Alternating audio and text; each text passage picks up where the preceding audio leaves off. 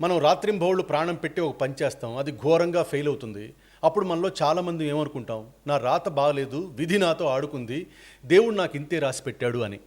అదే ఏ జాబ్లోనో బిజినెస్లోనో సక్సెస్ కొట్టామనుకోండి, అప్పుడు మాత్రం నా రాత బాగుంది అని ఆ క్రెడిట్ని తీసుకెళ్ళి దేవుడికి ఇవ్వం. కాలర్ ఎగరేసి ఇదంతా నా కష్టం, నా స్కిల్లు, నా టాలెంటు అని గర్వంగా చెప్పుకుంటాం.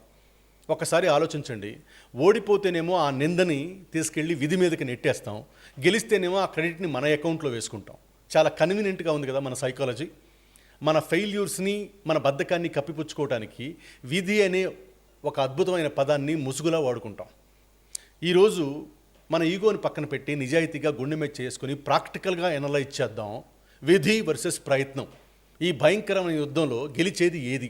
దేవుడు మన రాతని ముందే రాసి లాక్ చేశాడా, లేదంటే మన కష్టంతో మన రాతని మార్చుకునే పవర్ మన చేతుల్లో ఉందా? ఇది డిస్కస్ చేసే ముందు విక్రమ్ గురించి మనం మాట్లాడుకోవాలి. విక్రమ్ ఎంఎన్సి కంపెనీలో ఐటీ జాబ్ చేస్తున్నాడు హైదరాబాద్లో.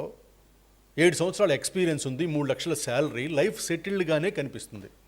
కానీ విక్రమ్ ఆఫీస్కి వెళ్ళేటప్పుడు ప్రతిరోజు ఒక్కటే ఫీలింగ్, అదేంటంటే నేను రాంగ్ ప్లేస్లో ఉన్నాను అని. విక్రమ్కి ఒక సొంత ప్రొడక్ట్ని డిజైన్ చేయాలని ఉంది. తన దగ్గర ఉన్న ఐడియాతో ఒక స్టార్టప్ కంపెనీ పెట్టి ప్రపంచానికి తనేంటో చూపించాలనే బర్నింగ్ డిజైర్ ఉంది. కానీ ఒకసారి జాబ్ మానేస్తే ఇంటి ఈఎంఐలు ఎవరు కడతారు? పొరపాటున ఫెయిల్ అయితే సొసైటీ ఏమనుకుంటుంది? బంధువుల సంగతి ఇంక సరే.